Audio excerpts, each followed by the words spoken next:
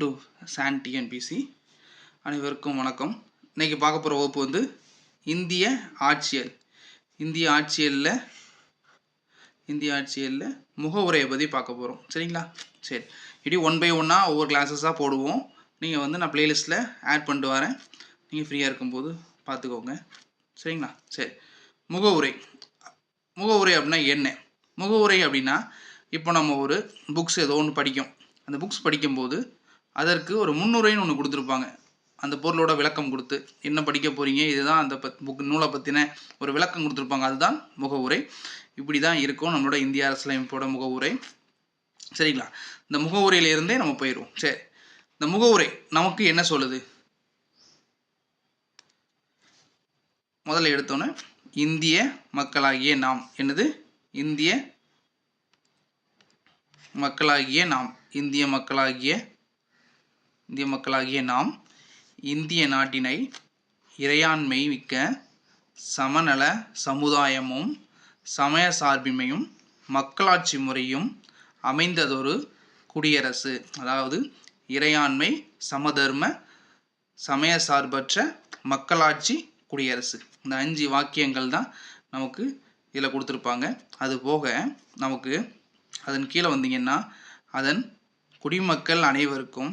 இப்போ நம்ம வந்து காம்படிட்டிவ் எக்ஸாம் எழுத போகிறோம். ஸோ எக்ஸாம் எழுதும்போது இதுக்கு வந்து நமக்கு வந்து முகவுரைன்னு எடுத்துட்டிங்கன்னா ஏகப்பட்ட புக்ஸ் இருக்குது, அவுட் சோர்ஸஸ் இருக்குது. இதை பற்றி மட்டுமே நமக்கு வந்து ஏகப்பட்ட டீட்டெயில்ஸ் இருக்குது. என்லார்ஜாக வந்து எல்லாத்தையும் கொடுத்துருக்காங்க. நமக்கு அவ்வளோ தூரம் படிக்கணுமா அப்படின்னு கேட்டிங்கன்னா அவ்வளோ தூரம் வேண்டாம். நம்மளோட நேரம் தான் வேஸ்ட்டு. அதனால் வந்து நீங்கள் வந்து இப்போது எக்ஸாம் பாயிண்ட் ஆஃப் வியூவில் எப்படி இதை நம்ம கம்ப்ளீட் பண்ணிட்டு வரலான்றதை மட்டும் பாருங்கள். ரொம்ப போட்டு புஷ் பண்ணாதீங்க. என்னென்ன நாலேஜில் வந்து ஏற்ற வேண்டிய விஷயங்கள் இன்னும் நிறைய இருக்குது. அதனால் வந்து எவ்வளோ தேவையோ அதை மட்டும் அழகாக படிச்சுக்கோங்க. இப்போ இந்த போஸ்டர் எடுத்துட்டிங்கன்னா இந்த போஸ்டரில் நமக்கு என்ன தேவைப்படும் அப்படின்னு பார்த்துக்கிட்டிங்கன்னா நமக்கு அந்த முதல்ல இருக்க அந்த வாக்கியம் இந்திய மக்களாகி நாம் எப்படி ஆரம்பிக்குது, முகவுரை எவ்வாறு ஆரம்பிக்குது அப்படின்னு கேட்டாங்கன்னா இந்திய மக்களாகிய நாம். சரிங்களா? அதுக்கப்புறம் பார்த்தீங்கன்னா இந்திய நாட்டினை வந்து ஒரு 5 கூறுகளாக வந்து சொல்லியிருப்பாங்க. என்னெல்லாம் வந்து இறையாண்மை, சமநல சமுதாயம் இருக்குது. நம்ம புக்ஸில் பார்த்தீங்கன்னா சமதர்ம அப்படின்ற ஒரு வார்த்தையாக இருக்கும். சமய சார்பின்மை அப்படின்னு கொடுக்கலாம், இல்லை மத சார்பற்ற அப்படின்னு கொடுக்கலாம். மக்களாட்சின்னு இருக்குது, மக்களாட்சின்னு கொடுக்கலாம், இல்லை ஜனநாயகம்னு கொடுக்கலாம். அமைந்ததோர் குடியரசு. இது எப்படின்னா இறையாண்மை மிக்க சமதர்ம சமய சார்பற்ற மக்களாட்சி குடியரசு. விளங்கும் நம்புகிறேன். சரிங்களா? சரி, இப்போ அடுத்து பார்த்தீங்கன்னா நமக்கு 3 விதமான இது வருவாங்க. அதன் குடிமக்கள் அனைவரும் இந்த சொல்லிட்டு அது இதன்படி வந்து நமக்கு என்ன நிறுவனமா, குடிமக்கள் அனைவருக்கும் நீதி வழங்கணுமா. நீதி என்னெல்லாம் நீதி? சமுதாயம், பொருளியல், அரசியல். நமது முகவுரையில் எப்படி கேள்விகள் வரும்னா, நமது முகவுரையில் நீதி சம்பந்தமான 3 விஷயங்கள் என்ன கூறப்பட்டு உள்ளது? சமுதாய, பொருளியல், அரசியல். சரிங்களா? அதன் பின் பார்த்தீங்கன்னா தன்னுரிமை, அதாவது சுதந்திரம். எதிலெல்லாம் சுதந்திரம் சொல்கிறாங்கன்னா எண்ணம், அதன் வெளியீடு, கோட்பாடு, சமய நம்பிக்கை, வழிபாடு. என்ன சொல்கிறாங்க? ஒருத்தர் வந்து சாமி வேணும்னு சொல்லலாம், சாமி வேண்டாம்னு சொல்லலாம். யாருக்கா இருந்தாலுமே அவங்களுக்கு சுதந்திரம் வழங்க வேண்டும். சரிங்களா? தன்னுரிமைன்னு கொடுக்கலாம், சுதந்திரம்னு கொடுக்கலாம். சரிங்களா? அகெயின் அதுக்கப்புறம் சமுதாய படிநிலை, வாய்ப்பு நிலம், இவற்றில் சமன்மைனா என்ன? ஈக்குவல். எல்லாரையுமே வந்து ஏற்றத்தாழ்வு இல்லாமல் ஒரு சமுதாயம் கொடுக்கணும். நல்ல வாய்ப்புகள் கொடுக்கணும். திறமைகள் இருக்கவங்களுக்கு வாய்ப்பு கொடுக்கணும். அதுக்கப்புறம் வந்து ஆகியவற்றை எய்திட செய்யும். அவ்வளோதான். 2 என்ன சொல்கிறாங்கன்னா சமுதாய படிநிலை, சமுதாயத்தில் எல்லாருக்கும் ஈக்குவல் ஸ்டேட்டஸும் ஈக்குவலான வாய்ப்புகளும் கொடுக்கணும் அப்படின்னு சொல்கிறாங்க. இப்படி தான் கேள்விகள் வரும். என்ன கைண்ட் ஆஃப் நீதி கொடுத்துருக்காங்க? சமுதாய, பொருளியல், அரசியல். தன்னுரிமை எதன் அடிப்படையில் கொடுத்துருக்காங்க, என்னென்ன அடிப்படையில் சொல்லியிருக்காங்க அப்படின்னா எண்ணம், வெளியீடு, கோட்பாடு, சமய நம்பிக்கை, வழிபாடு. அதன் பின் பார்த்தீங்கன்னா சமன்மைனா ஈக்குவாலிட்டி எதெல்லாம்னா சமுதாய படிநிலையும் வாய்ப்பு நலம் இவற்றில் சமன்மை கொடுக்க வேண்டும் அப்படின்ற மாதிரி அவங்க சொல்கிறாங்க. சரிங்களா? எக்ஸாம் ரிலேட்டடாகவே படிங்க. நீங்கள் ரொம்ப போட்டு புஷ் பண்ணிக்காதீங்க. சரிங்களா? சரி. இப்போ அவர்கள் அனைவரிடமே தனி மனிதனின் அவர்கள் அனைவரிடமே மக்களை தான் சொல்கிறாங்க, மக்களை தான் சொல்கிறாங்க. தனி மனிதன் மாண்புனா என்ன, அவங்களுடைய மரியாதை, சுய கௌரவம், அந்த மாதிரி நாட்டு மக்களின் ஒற்றுமை, ஒருமைப்பாடு இவற்றை உறுதிப்படுத்தும் உடன்பிறப்பினை வளர்க்கவும். இதெல்லாம் நமக்கு வந்து கவர்மெண்ட் செய்யுது. இதனால் அவங்க நமக்கு என்ன செய்யணும், நம்ம வந்து அவர்கள் அனைவரிடமே என்னவா இருக்கணும், மக்களுக்கு நல்ல மாண்போடையும் ஒற்றுமையோடையும் ஒருமைப்பாடோடும் இருக்கணும் அப்படின்னு சொல்ல வராங்க. சரிங்களா? சரி. இப்போ கீழே பார்த்தீங்கன்னா உள்ளார்ந்த உறுதியுடையவராய் நம்முடைய அரசியலமைப்பு பேரவை 1949 நவம்பர் 26 அன்று அதை எழுதி முடித்தாங்க. சரிங்களா? நமக்கு வந்து 2 விதமான கேள்விகள் வரும். ஒன்று வந்து எப்போ ஏற்றுக்கொண்டாங்க, எப்போ நடைமுறைப்படுத்துகிறாங்க. இந்திய அரசு வந்து 1949 நவம்பர் 26 அன்று நமக்கான அரசியலமைப்பை ஏற்றுக்கொண்டாங்க. சரிங்களா? சரி. அதே மாதிரி இந்திய அரசியலமைப்பை ஏற்றுக்கொண்டோம். ஆமாம், என்ன சொல்கிறாங்க பாருங்கள், நம்முடைய அரசியலமைப்பு பேரவையில் 1949 நவம்பர் 26ஆம் நாளாகிய இன்று இங்கித நாள் இந்த அரசியலமைப்பை இயற்றி நமக்கு நாமே வழங்குகிறோம். சரிங்களா? இதுதான் முன்னுரை. இதில் நல்லா கவனமாக பார்த்துக்கோங்க. இதுலேருந்து கேள்விகள் வரும், இடம்பெறும். எப்படிலாம் கேள்வி கேட்பாங்கன்றது தான் நம்ம முக்கியம். சரிங்களா? நம்ம வந்து எக்ஸாமில் கிளியர் பண்ணணும், அதுதான் நமக்கு முக்கியம். சரி, ரைட்டு. இப்போ அகெயின் சரி, இப்போ வந்து மேலே பார்த்த விஷயங்கள் கூட ஒரு 5 தகவல், அதாவது கூட கொஞ்சம் தகவலை சேர்த்து நம்ம பார்க்க போகிறோம், அவ்வளோதான். சரி, ரைட். இப்போ அறிமுகம் என்ன சொல்கிறாங்க, முகவுரை இந்திய அரசியலமைப்பின் முன்னுரை அல்லது முகவுரை. நான் ஏற்கனவே சொன்ன மாதிரி தான், முன்னுரை அல்லது முகவுரை. ஏற்கனவே சொன்னோம் பார்த்தீங்களா?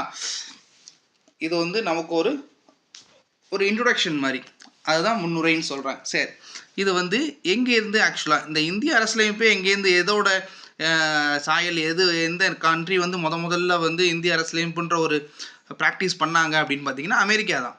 ஸோ நம்மளும் அதே மாதிரி அவங்கள்ட்ட தான் எடுத்திருக்கோம். இந்திய அரசியலமைப்பும் அந்த இதில் தான் எடுத்திருக்கோம். ப்ளஸ் இந்த முகவுரையுமே நம்ம அவங்ககிட்ட தான் எடுத்திருக்கோம். சரிங்களா? சரி. 1946 டிசம்பர் 13 என்ன சொல்லியிருக்காங்கன்னா, இந்திய அரசியலமைப்பு 1946 டிசம்பர் 13 ஜவஹர்லால் நேரு வந்து ஒரு குறிக்கோளை கொடுத்துருப்பார். ஒரு குறிக்கோளை முன்மொழிச்சிருப்பார் தீர்மானம். அதன் அடிப்படையில் தான் அவர் என்ன சொல்லியிருப்பாருன்னா, அவங்க தான் வந்து ஒரு முன்னுரைக்கு இப்படிலாம் இருக்கலாம், இப்படிலாம் இருக்கணும் அப்படின்ற ஒரு தீர்மானத்தை கொடுத்துருப்பாங்க, ஒரு குறிக்கோள் தீர்மானத்தை கொடுத்துருப்பாங்க. அதன் அடிப்படையில் நமக்கு வந்து கமிட்டி இருக்குது பார்த்தீங்களா, அந்த கமிட்டி வந்து சில குறைகளையும் சில நிறைகளையும் சேர்த்து அதை ஃபில் பண்ணி கடைசியாக 1947 ஜனவரி 22 அன்று ஏற்றுக்கொண்டிருப்பாங்க. புரியுதுங்களா?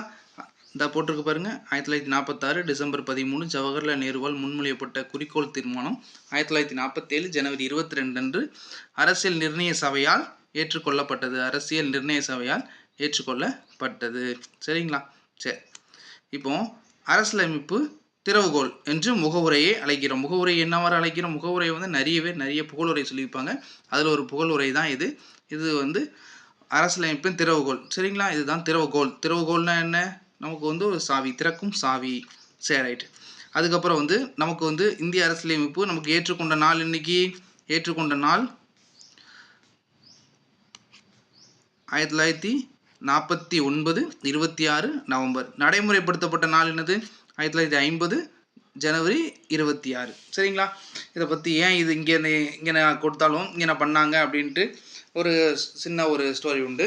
என்னென்னா வந்து 1930 வந்து என்ன பண்ணியிருப்பாங்க, ஜவஹர்லால் நேரு வந்து நமக்கு வந்து எங்கே நடந்திருக்கோம், பார்லிமெண்ட்டு, நம்ம பார்லிமெண்ட்டு இங்கே பாருங்கள், இங்கே இங்கிலாந்து பார்லிமெண்ட்டில் எலெக்ஷன் நடந்திருக்கும். எலெக்ஷன் நடந்தோடனே தொழிலாளர் கட்சி ஜெயிச்சிடும். தொழிலாளர் கட்சி ஜெயிச்ச உடனே ஜவஹர்லால் நேரு என்ன நினச்சிருவாங்க, இந்த மாதிரி வந்து தொழிலாளர்கள் ஜெயிச்சிட்டாங்க போது நம்மளும் வந்து அதை மாதிரி ஒரு தொழிலாளர்கள் தானே, ஸோ நம்மளை வந்து அவங்க புரிஞ்சுக்கிட்டு நமக்கு விடுதலை கொடுத்துருவாங்கன்னு அவர் நினச்சிக்கிட்டு 1930 ராபி நதிக்கரையில் என்ன பண்ணுவாங்கன்னா, ஜனவரி 26 அன்று கொடியேற்றி சுதந்திரம் கிடைச்சிட்டுன்னு சொல்லி அறிவிச்சிருவாங்க. சரிங்களா? அதன் பின் கிடைக்காதுன்னு வைங்களேன்.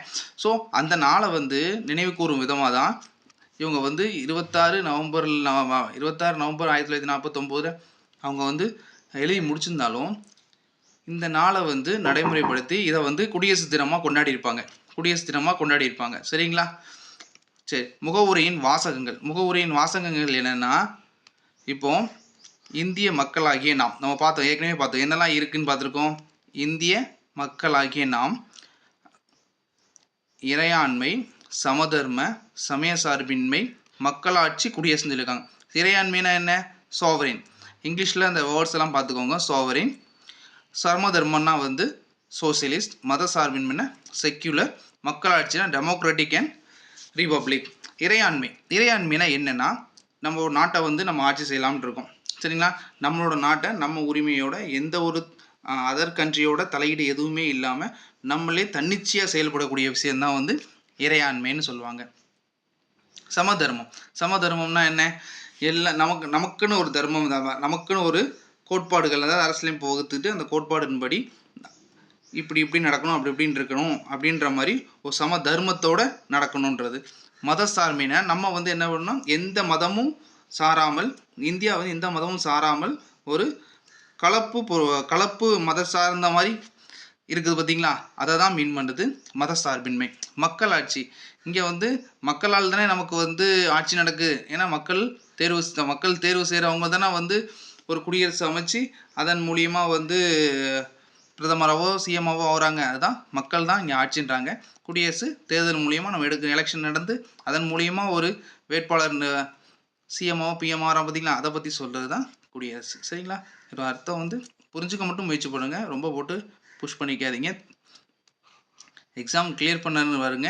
அதுக்கப்புறம் வந்து ப்ரீவியஸில் வந்து உங்களுக்கு ரொம்ப இன்ட்ரெஸ்ட் இருந்துச்சுன்னா நீங்கள் வந்து நல்லா அதை லேர்ன் பண்ணி மனசில் ஏற்றுறதுக்கு பாருங்கள், பொறுமையாக உட்காந்து படித்து. சரி, ரைட்டு. இப்போ என்னென்னா வந்து நமக்கு வந்து நமக்கு வந்து நிறைய விதமான வார்த்தைகள் வந்து சேர்த்துருப்பாங்கன்னு சொல்லுவாங்க. அதில் வந்து முக்கியமானது ஃப்ரெஞ்சு அரசுலேருந்தும் சோவியத் யூனிட்லேருந்தும் எடுத்திருப்பாங்க. ஃப்ரெஞ்சு யூனிட்லேருந்து எடுத்துருப்பாங்க ஃப்ரெஞ்சு புரட்சி. சுதந்திரம்னா லிபர்ட்டி, சமத்துவம், சகோதரத்துவம், இது கேட்பாங்க. சரிங்களா? எந்த மும்மொழியில் வந்து நம்மளோட முகவரியில் வந்து முன்மொழியப்பட்டது அப்படின்னு சுதந்திரம், சமத்துவம், சகோதரத்துவம். இது எங்கேருந்து எடுத்தாங்கன்னா ஃப்ரெஞ்சு புரட்சி எப்போ எந்த ஆண்டுன்னு கூட கேட்டிருக்காங்க. இது ரொம்ப எளிமையானதான், 7, 8, 9, 1. சரிங்களா? அதுக்கப்புறம் நான் ஏற்கனவே பார்த்தம்போது நமக்கு நீதியின் அடிப்படையில் 3 பார்த்துருப்போம் பார்த்தீங்களா? என்னென்ன நீதி பார்த்தோம்? சமூக, பொருளாதார, அரசியல் நீதின்னு பார்த்தோம்ல. அது எல்லாமே எங்கேருந்து எடுத்தோம்னா சோவியத் அரசுலேருந்து எடுத்தோம். சமூக, பொருளாதார, அரசியல். நமக்கு இந்த நீதின்றது தான் கீ பாயிண்ட். சரிங்களா? நீதின்றது தான் கீ பாயிண்ட். சரி, அகெயின் முகவுரைகள் திருத்தம். முகவுரையில் எத்தனை முறை திருத்தம் பண்ணியிருக்காங்க அப்படின்னு பார்த்தீங்கன்னா ஒரே ஒரு முறை தான் திருத்தம் பண்ணியிருக்காங்க. எப்படின்னா 1976 இந்திரா காந்தி பீரியடில் பண்ணியிருப்பாங்க. சரிங்களா? எமர்ஜென்சி பீரியட் வந்திருக்கும் பார்த்தீங்கன்னா அந்த டைமில் இந்திரா காந்தி பீரியடில் 1976 பண்ணியிருப்பாங்க. முகவுரை ஒரே ஒரு முறை மட்டுமே திருத்தப்பட்டுள்ளது. இந்திரா காந்தி பிரதமராக இருந்தபோது 1976 1976ஆம் ஆண்டு 42வது சட்ட திருத்தத்தின்படி, இந்த 42வது தான் வந்து குறு அரசியலமைப்புன்னு சொல்லுவாங்கல்ல, குறு அரசியலமைப்பு. சரி, எல்லாம் ப்ரீவியஸ் இயர் கொஸ்டின். சட்டத்திட்டத்தின்படி சமதர்ம, மத சார்பின்மை, ஒருமைப்பாடு, இந்த 3 விஷயம் சேர்த்துருப்பாங்க. என்னென்னா முகவுரையில் பார்த்தீங்கன்னா முதல்ல எடுக்கும்போது நம்ம 5 விஷயம் பார்த்தோம். என்னென்ன 5 விஷயம் பார்த்தோம்? இறையாண்மை, சமதர்மம், மத சார்பின்மை, மக்களாட்சி, குடியரசு, 5 பார்த்தோமா? இதில் முதல்ல வந்து அதாவது பிஃபோர் 1976 அண்ட் 42nd அமெண்ட்மெண்ட்டுக்கு முன்னாடி இறையாண்மை, ஒரு நிமிஷம்,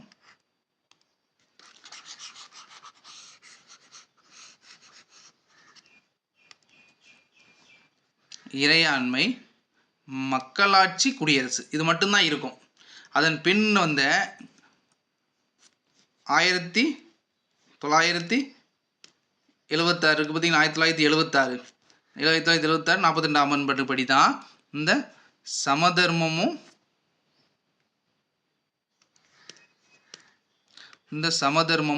மத சார்பின்மையும் சேர்த்துருப்பாங்க. சரிங்களா? சரி, அதுதான் கீழே சொல்லியிருப்பாங்க. சமதர்ம, மத சார்பின்மை, ஒருமைப்பாடு. ஒருமைப்பாடு வந்து நஞ்சில் வராது. நமக்கு வந்து நம்மளோட பிரமம்பிள் இருக்குது பார்த்தீங்களா, பிரமம்பிள், அது முகவுரை இருக்குது பார்த்தீங்களா, அந்த முகவுரையில் ஆட் பண்ணியிருப்பாங்க. அதுதான் இது 3 தான் சேர்த்துருப்பாங்க. இதுவுமே கேள்வி தான். முகவுரையில் வந்து பெரிய பெரிய டேட்டாஸ்லாம் கிடையாது, சின்ன சின்ன டேட்டாஸ் தான், ரிப்பீட்டட் டேட்டாஸ் தான். நீங்கள் கொஞ்சம் கவனமாக அதை வந்து மண்டையில் ஏற்றிட்டிங்கன்னா ஈஸியாக முடிச்சிடலாம். சரி, இந்த வார்த்தைகள் புதிதாக சேர்க்கப்பட்டது. இதை பற்றின நிறைய அறிஞர்கள் வந்து புகழுரை கொடுத்துருக்காங்க. புகழுரைனா புகழ்ந்துருப்பாங்கல்ல, நீங்கள் வல்லவர் கல்லவர் அந்த மாதிரி இதில் என்னென்ன புகழ்ந்துருக்காங்க அப்படின்றத பற்றி தான் பார்க்க போகிறோம். புகழ்ச்சி. சரி, முகவுரை நீண்ட முகவுரை என்னதான் முகவுரை நமது நீண்ட நாள் கனவு. இந்த ஹைலைட் பண்ணிக்கிறது எல்லாமே ஒரு கீ பாயிண்ட் மாதிரி. இதை ஞாபகம் வச்சுட்டிங்கன்னா இதுதான் ரிப்பீட்டட் ஆகும். மற்ற வார்த்தைகள் மாறினாலும் இந்த வார்த்தைகள் மாறாது. முகவுரை நமது நீண்ட நாள் கனவை பிரதிபலிக்கிறது. ரிஃப்ளெக்ட் பண்ணுதான். யார் சொல்லியிருக்காங்க? அல்லாடி. ரிஃப்ளெக்ட் கண்ணாடி. அல்லாடி கண்ணாடி. சரிங்களா? அல்லாடி கிருஷ்ணசாமி. அல்லாடி கிருஷ்ணசாமி. சரிங்களா? அடுத்து முகவுரை அரசியலமைப்பின் மதிப்பு வாய்ந்த பகுதி அல்லது அரசியலமைப்பின் ஆன்மா, வழிகாட்டி, சொற்களஞ்சியம், ஊன்றுகோல், அணிகலன் போன்றது. மேலும் முகவுரையை கொண்டே அரசியலமைப்பு மதிப்பீடு செய்யப்படுகிறது. கேள்விகள் இப்படி தான் இருக்கும். ஆன்மா, வழிகாட்டி, சொற்களஞ்சியம், ஊன்றுகோல், அணிகலன் போன்ற அரசியலமைப்பின் பெருமதிப்பு வாய்ந்த பகுதி எது என்று யார் கூறுகிறார்? தாகூர் தாஸ் பர்காவா. தாகூர் தாஸ் பர்காவா. தாகூர் தாஸ் பர்காவா. சரிங்களா? தாகூர் தாஸ் பர்காவா.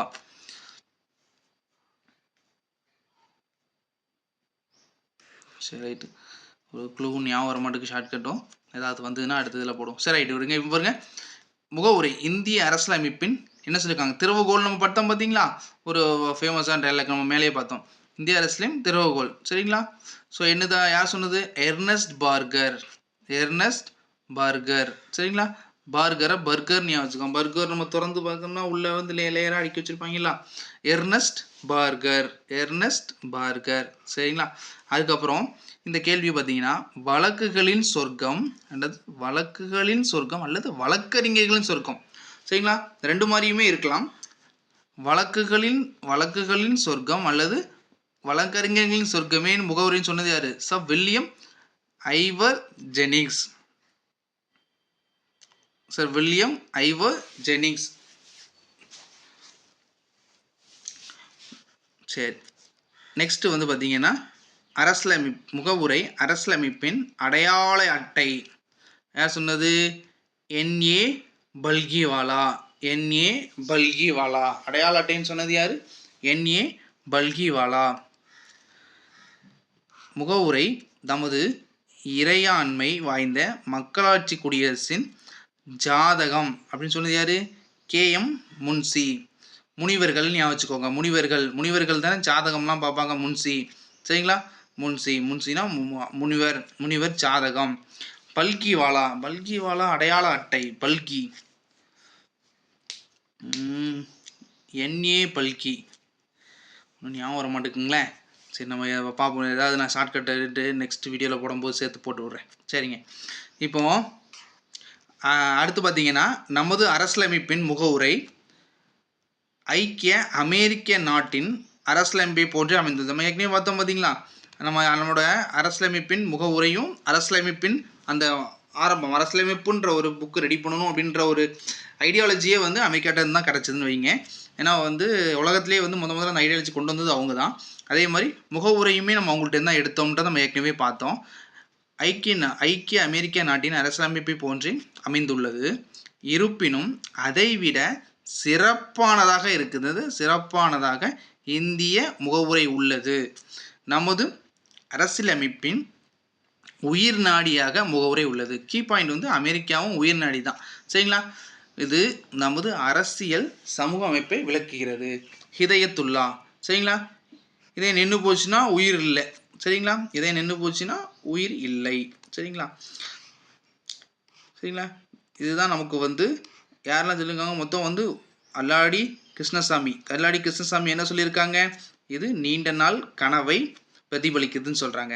அதுக்கப்புறம் பார்த்தீங்கன்னா முகவுரை அரசியலமைப்பின் பெரும் மதிப்பு வாய்ந்த பகுதி ஆன்மா, வழிகாட்டி, சொற்களஞ்சியம், ஊன்றுகோல், அணிகலன் போன்றது. மேலும் முகவுரை கொண்டே அரசியல் மதிப்பீடு தாகூர் தாஸ் பர்காவா சொல்லியிருக்காங்க.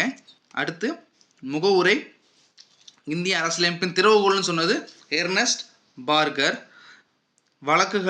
வழக்கறிஞர்களின் சொர்க்கம்னு சொன்னது சர் வில்லியம் ஐவர் ஜெனிங்ஸ். முகவுரை அரசியலமைப்பின் அடையாள அட்டை போன்றது AN பல்கிவாலா. ஒன்று வந்து ஷார்ட்கட் பண்ண முயற்சி பண்ணுங்க, முயற்சி பண்ணல முடியலன்னு வச்சுக்கோங்க, சில இது ஷார்ட்கட் அமையாது, என்ன பண்ணாலும் அமையாது. அதுக்கு என்ன பண்ணியா திரும்ப திரும்ப ஒரு 5 தடவை சொல்லும் போது என்ன ஆகுதுன்னா அது நமக்கு மனசில் பதிஞ்சிரும்.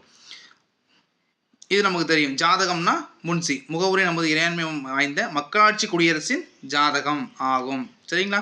அடுத்து நமது அரசியலமைப்பின் முகவுரை ஐக்கிய அமெரிக்க நாட்டின் அரசியலமைப்பை போன்றது அமைந்துள்ளது. இருப்பினும் அதைவிட சிறப்பானதாக இந்தியா முகவுரை உள்ளது. நமது அரசியலமைப்பின் உயர் நாடியாக முகவுரை உள்ளது. இது நமது அரசியல் சமூக அமைப்பை விளக்குகிறது. எம் ஹிதயத்துல்லா. முகவுரை தொடர்புடைய வழக்குகள். முகவுரை தொடர்புடைய வழக்குகள் இதுக்கு முன்னாடி நம்ம என்ன பண்ணணும்னா இது வரைக்கும் நம்ம பார்த்ததை ஒரு தடவை லைட்டாக பார்த்துறோம். சரிங்களா? சரி, இப்போ என்னெல்லாம் பார்த்தோம்? முகவுரை. முகவுரையில் எப்படி ஆரம்பிக்கும்? இந்திய மக்களாகிய நாம்னு ஆரம்பிக்கும்னு பார்த்தோம். அதுக்கப்புறம் என்ன பார்த்தோம்? இறையாண்மை,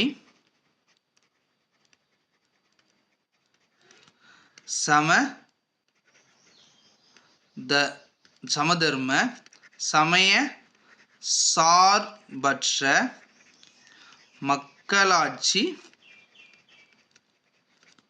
குடியரசு. நல்லா கவனமாக பார்த்துக்கோங்க. இந்த இது வந்து இப்போ ரீசெண்டில் கூட வந்து குரூப் 1ல் கேட்டது. என்னென்னா இதை குழப்பி கொடுத்துருவாங்க. குழப்பி கொடுத்துட்டு இதை ஆர்டர் பண்ணி எழுதுங்க அப்படின்னு சொல்லுவாங்க. சரி, அதுக்கப்புறம் நம்ம என்ன பார்த்தோம்? 3 விதமான நீதிகள் பார்த்தோம். 3 விதமான நீதிகள் பார்த்தோம். என்னெல்லாம் பார்த்தோம்? சமூக நீதி. நீதி என்னெல்லாம் பார்த்தோம்? சமூக நீதி, பொருளாதார நீதி, அரசியல் நீதி. சரிங்களா? சமூக, பொருளாதார, அரசியல் நீதின்னு பார்த்தோம். சரிங்களா? இதுக்கப்புறம் கேள்வி கேட்கக்கூடிய ஏரியான்னு பார்த்தீங்கன்னா இந்திய அரசியலமைப்பு எங்கேருந்து எடுத்தாங்க? இந்திய அரசியலமைப்பு முகவுரை எங்கேருந்து எடுத்தாங்க? அமெரிக்காவிலேருந்து எடுத்தாங்கன்னு பார்த்தோமா? முதல்ல அமெரிக்காவிலேருந்து எடுத்தாங்கன்னு பார்த்தோமா? அதுக்கப்புறம் பார்த்தீங்கன்னா இது எதுன்னு அந்த முகவுரை வந்து யாரோட குறிக்கோள் தீர்மானத்தில் வந்தது? ஜவஹர்லால் நேரு பார்த்தோமா? ஜவஹர்லால் நேருவோட குறிக்கோள் தீர்மானத்தால் வந்ததுன்னு பார்த்தோமா? எந்த ஆண்டு கொண்டு வந்தாங்க? எந்த இதுலேருந்து விளக்கம் வந்தாங்கன்னு 1949 டிசம்பர் 13 வந்து இவங்க வந்து கொடுத்துருப்பாங்க. ஜவஹர்லால் அந்த அந்த தீர்மானத்தை கொடுத்துருப்பாங்க. எப்போ வந்து நிர்ணய சபையால் வந்து ஏற்றுக்கொண்டாங்க? 1950 சரி 1946 மன்னிக்கவும் 1946 டிசம்பர் 13, 1947 ஜான்வரி 1946 ஜான்வரி 27 இது 22 13 நினைக்கிறேன். ஒரு நிமிஷம் இருங்க, நம்ம இப்போ பார்த்துருவோம், மன்னிக்கணும்.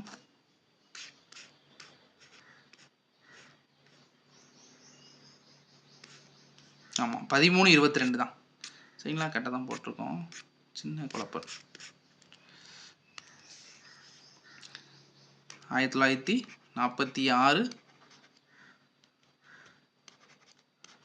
December 13, 1947 January 22. சரிங்களா? 1947 ஜனவரி 22 அன்று பயன்படுத்துகிறாங்க. வேற என்ன பார்த்தோம்? அரசியலமைப்பு புகழறி பார்த்தோம். அரசியலமைப்பின் முகவுரை வந்து திறவுகோல்னு பார்த்தோம். அது யார் சொல்லணும்னா பர்கர் சொல்லியிருப்பாருங்களா? சரி, வேற என்ன பார்த்தோம்? ஏற்றுக்கொண்டப்பட்ட நாள், நடைமுறைப்படுத்தப்படல. ஏற்றுக்கொண்டப்பட்ட நாள் இன்னைக்கு ஏற்றுக்கொண்டப்பட்ட நாள் வந்து 1949 நவம்பர் 26. நடைமுறைப்படுத்தப்பட்டால் நமக்கு எல்லாம் தெரியும், குடியரசு தினம் கொண்டாடுறோம். 1950 ஜான்வரி 26. இதனால தான் நம்ம ரிபப்ளிக் டே கொண்டாடுறோம். சரி, அதுக்கப்புறம் நம்ம என்ன பார்த்தோம்?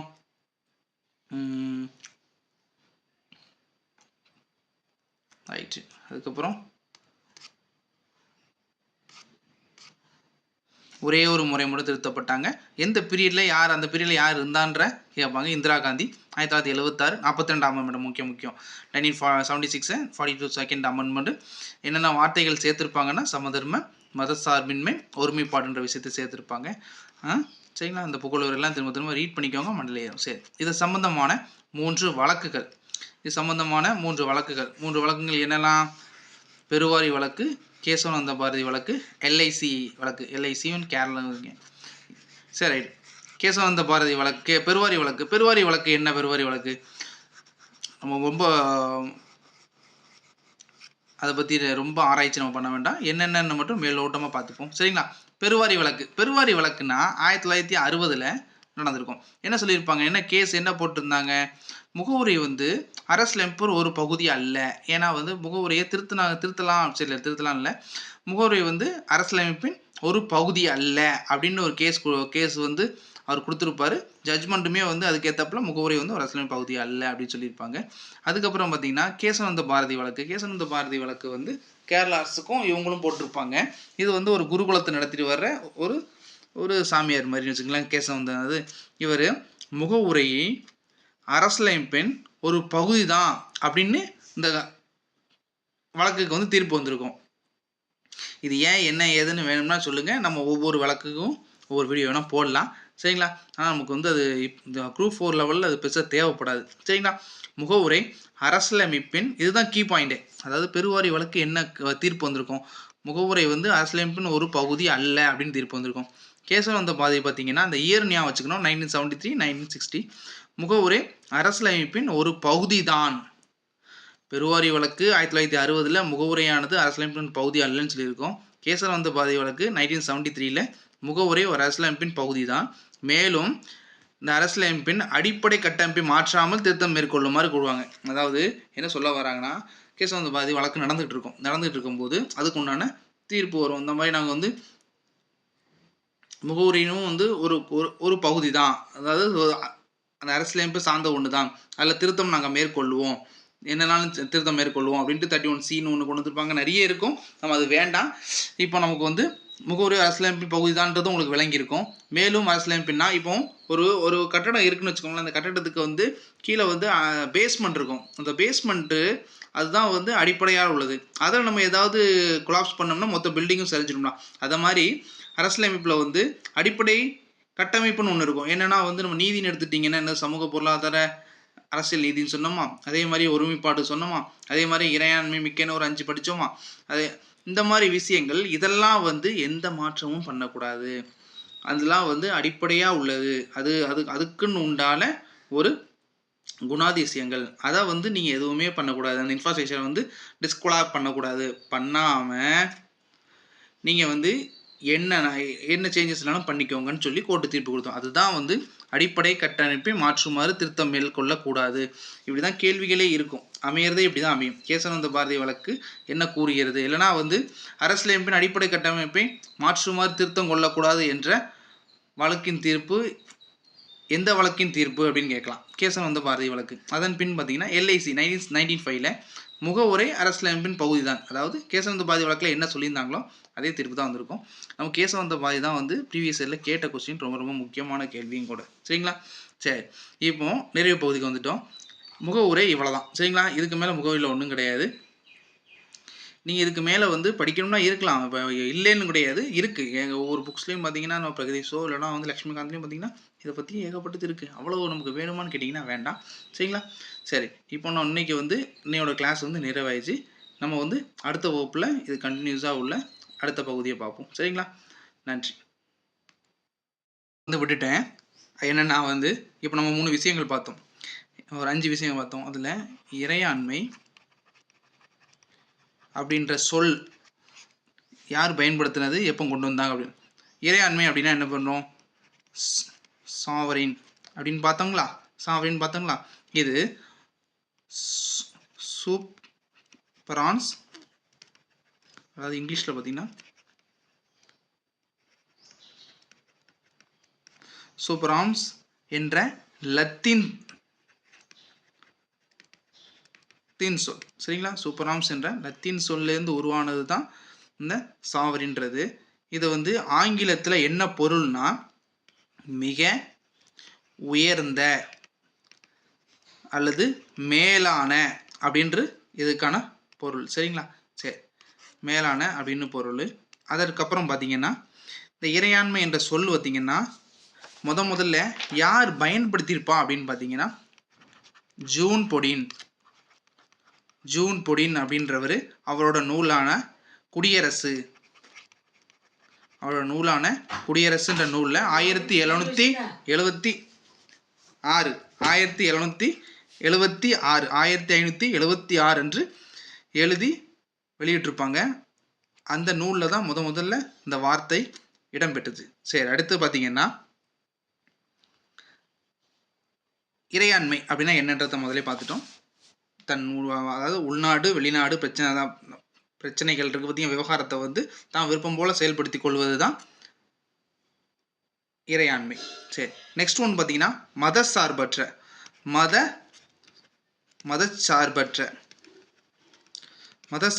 அல்லது சமய சார்பின்மை, செக்யூலர். என்னது மதசார்பற்ற என்ன?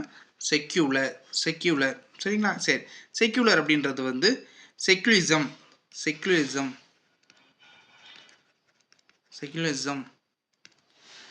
அதாவது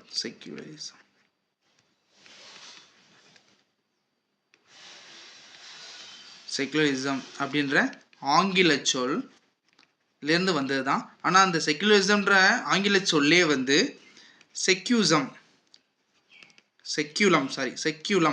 அப்படின்ற லத்தீன் சொல்லேருந்து வந்தது தான். சரிங்களா? செக்யூலரிசம்ன்றது வந்து ஒரு ஆங்கில சொல். ஆனால் அந்த செக்யூலரிசம்ன்றது எதுலேருந்து வந்துச்சான்? செக்யூலம் அப்படின்ற லத்தீன் சொல்லேருந்து வந்துச்சான். சரி, இப்போ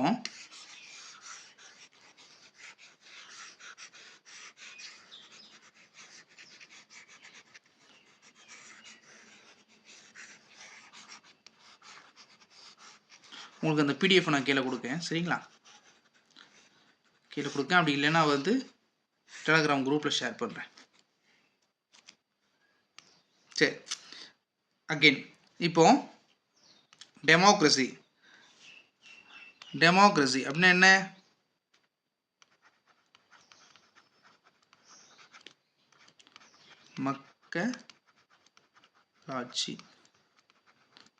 மக்களாட்சி.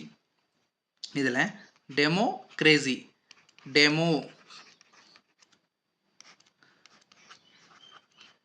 கிராட்டியா அப்படின்ற வார்த்தை புனைந்து தான் வந்து மக்களாட்சின்ற அந்த டெமோக்ரஸின்ற வார்த்தை உருவாகியிருக்கும். இந்த டெமோஸ் அப்படின்னா மக்கள், கிராட்டியா CRATIA கிராட்டியா அப்படின்றது வந்து ஆட்சி அப்படின்னு சொல்லுவாங்க. என்ன சொல் அப்படின்னு பார்த்தீங்கன்னா இது கிரேக்க சொல். சரி, அகெயின் லிபர்ட்டி என்னன்னு பார்த்தோம்? சுதந்திரம். சரி, இதில் லிபர்ட்டியில் லிபர் அப்படின்ற சொல் வந்து லத்தீன்லேருந்து வந்தது. அதற்குண்டான விளக்கம் பார்த்தீங்கன்னா தடைகள் இல்லாத, சரிங்களா, ஒரு கட்டுப்பாடு இல்லாத சுதந்திரம், ஒரு ரெஸ்ட்ரிக்ஷன் கிடையாது. இந்த ரெஸ்ட்ரிக்ஷன் இவ்வளோதான் அப்படின்ற ரெஸ்ட்ரிக்ஷன் இல்லாத ஒரு கம்ப்ளீட் சுதந்திரத்தை தான் அதை மீன் பண்ணுது. அடுத்து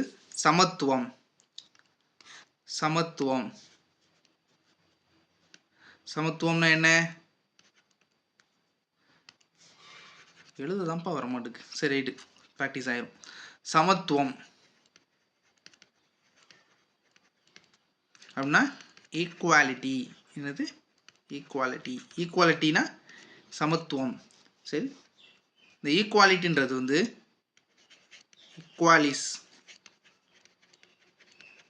இங்கிலீஷில் பார்த்தீங்கன்னா EQUALIS ஈக்குவலைஸ். என்ன சொல்லுன்னு பார்த்தீங்கன்னா இது லத்தீன் சொல். சரிங்களா? இது ஒரு லத்தீன் சொல். ஈக்குவாலிஸ் அதுக்கு உண்டான விளக்கம் என்னென்னா நியாயமான, சரிங்களா, நியாயமான சமத்துவம் கொடுக்கும். சரிங்களா? இதுதான் உங்களுக்கு நான் சொல்ல நினச்சேன். சரி, ரைட். இது உங்களுக்கு புரிஞ்சிருக்கும்னு நினைக்கிறேன். ஏதாவது டவுட்ஸு இல்லைன்னா நடத்துறது ஏதாவது உங்களுக்கு தேவைப்பட்டுச்சு, எனக்கு இப்படி நடத்துங்க, இதை மாதிரி எடுத்து போடுங்கன்னு சொன்னீங்கன்னா நம்ம அதுக்கேற்றாப்புல பண்ணுவோம். சரிங்களா? சரி, இந்த வீடியோ பார்த்தமைக்கு மிக்க நன்றி. அடுத்த வகுப்பில் சந்திப்போம்.